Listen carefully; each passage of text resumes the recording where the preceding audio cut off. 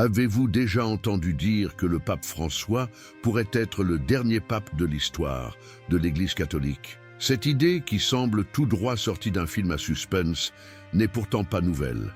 Elle puise ses racines dans des prophéties anciennes, notamment celle de Nostradamus, le célèbre voyant français, et de l'énigmatique Saint Malachie. Avec la mort du pape François, ces prédictions ont refait surface, alimentant débats, théories et même inquiétudes quant à l'avenir de l'Église et du monde. Mais que disent réellement ces prophéties? Quels liens ont-elles avec le pape François? Et surtout, y a-t-il des raisons de penser que nous sommes réellement à la fin d'une époque? Préparez-vous à plonger dans un univers mystérieux, où les interprétations croisent l'histoire et les croyances populaires. Nostradamus, au fil de sa vie, a bâti une réputation qui traverse les âges. Il est souvent convoqué lors des crises ou des bouleversements mondiaux.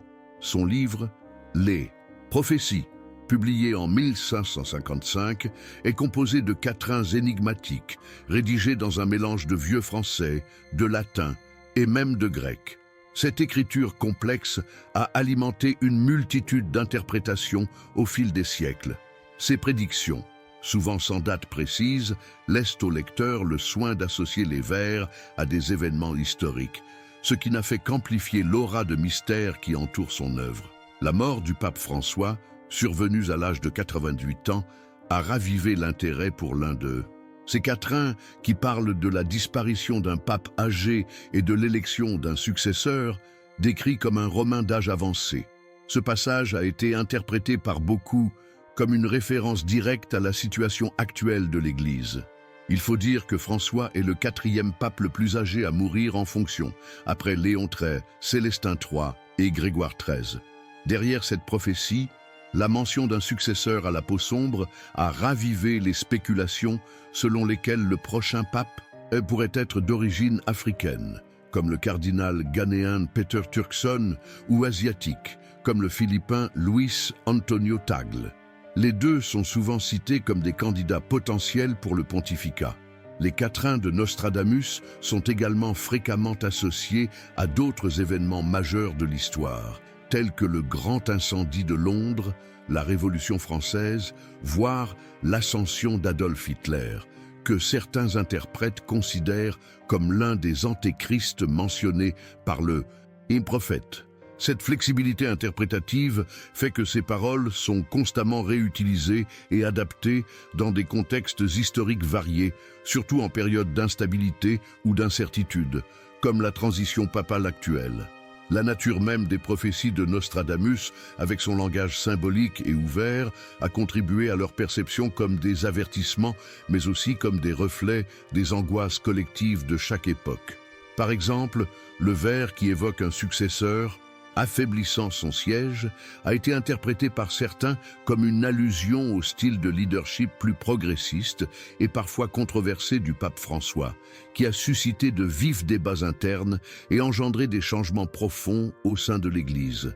D'autres y voient un affaiblissement symbolique, annonçant une crise d'autorité ou une transformation inévitable face aux défis contemporains. Il est cependant essentiel de souligner que, malgré l'impact culturel et la fascination populaire, les prédictions de Nostradamus sont considérées par de nombreux chercheurs comme étant trop génériques et adaptables, ressemblant davantage à des exercices littéraires qu'à de véritables prédictions de l'avenir. Cela dit, à chaque événement marquant, comme la mort d'un pape, ces quatrains refont surface au centre du débat public, alimentant théories, discussions et surtout l'imagination collective sur le destin de l'Église et du monde. Un autre élément récurrent dans ces discussions est la figure du pape noir.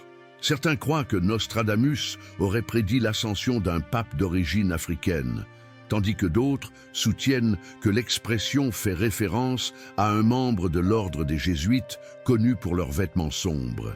Ce n'est pas un hasard si François est le premier pape jésuite de l'histoire, ce qui nourrit encore davantage les spéculations.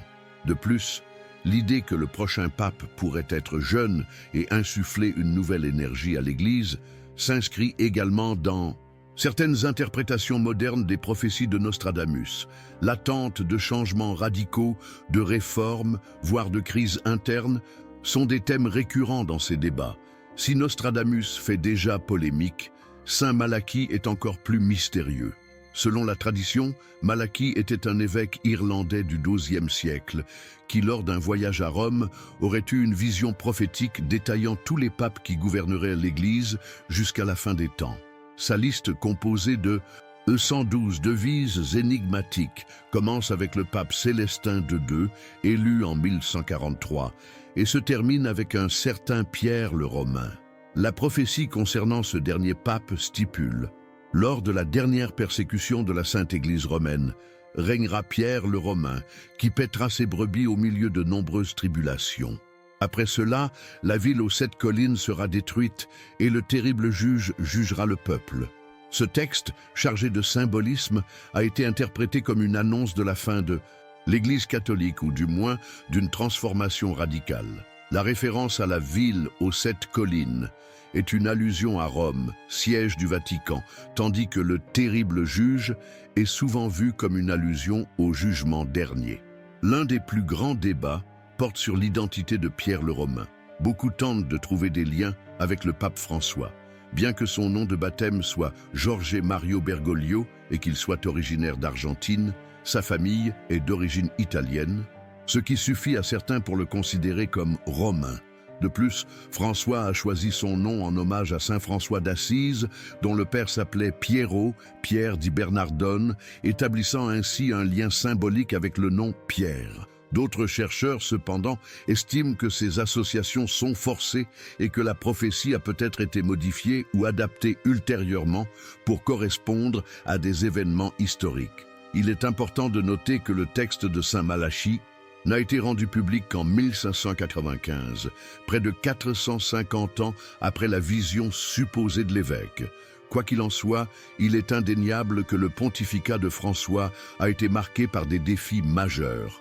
Depuis son élection en 2013, à la suite de la démission surprise du pape Benoît XVI, l'Église a traversé une série de crises, scandales d'abus, perte de fidèles, conflits internes entre courants conservateurs et progressistes, ainsi que des pressions pour des réformes profondes. Ces événements ont renforcé l'idée que nous vivons une période de grande tribulation, comme l'avaient annoncé les prophéties. Pour beaucoup, le déclin de l'influence de l'Église, les changements de mœurs et l'avancée du sécularisme sont des signes clairs qu'une époque touche à sa fin. Prophétie, vérité, mythe ou manipulation. Malgré la fascination populaire, il est important de rappeler que tant les prophéties de Nostradamus que celles de Saint Malachie font l'objet de scepticisme de la part des historiens et des théologiens. Les quatrains de Nostradamus, par exemple, ont été délibérément écrits de façon ambiguë, permettant de multiples interprétations et adaptations à différentes époques et événements.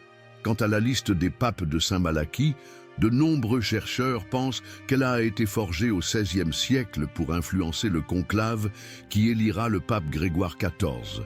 En effet, les descriptions des papes avant cette date sont très précises, tandis que celles des papes postérieurs sont vagues et génériques. L'Église catholique elle-même ne reconnaît pas officiellement ces prophéties et décourage généralement les interprétations apocalyptiques ou sensationnalistes concernant l'avenir de la papauté. Alors, la fin de l'Église ou une nouvelle ère? Face à tant de spéculations, la question demeure: sommes-nous réellement à l'aube de la fin de l'Église catholique? Ou tout cela n'est-il que des interprétations exagérées de textes anciens et mystérieux? Certains théologiens soutiennent que les prophéties, si elles sont interprétées de manière symbolique, pourraient indiquer non pas la fin de l'Église, mais une transformation profonde, une sorte de renouveau spirituel face aux défis du monde moderne. D'autres préfèrent voir dans ces textes de simples curiosités historiques sans réelle valeur prophétique. L'intérêt humain pour les prophéties et les prévisions apocalyptiques est aussi ancien que l'humanité elle-même. En période de crise, d'incertitude ou de grands changements, il est courant que les gens cherchent des réponses dans des textes mystérieux, dans l'espoir d'y trouver des signes ou de pouvoir anticiper l'avenir. L'histoire regorge d'exemples de prédictions qui ne se sont jamais réalisées, mais qui continuent pourtant de fasciner et d'influencer les générations. Le cas des prophéties sur le dernier pape n'est qu'un chapitre de plus dans cette longue tradition. Que faut-il attendre de l'avenir avec la mort du pape François et le choix d'un nouveau leader pour l'Église? Le monde entier tourne à nouveau les yeux vers le Vatican. Le prochain pape sera-t-il réellement le dernier, comme le suggèrent les prophéties, ou assisterons-nous simplement à une transition pacifique, comme tant d'autres, au cours de l'histoire? Seul l'avenir nous le dira. En attendant, il reste à suivre les événements, à analyser les faits avec un esprit critique et, qui sait, à réfléchir sur le véritable sens de ces anciens messages. L'intérêt pour la fin des temps et les prophéties apocalyptiques n'a cessé d'alimenter l'imaginaire collectif, et ce, bien au-delà des frontières religieuses. Il est fascinant de constater à quel point ces croyances ont survécu à travers les siècles, se renouvelant à chaque époque de crise ou de bouleversement.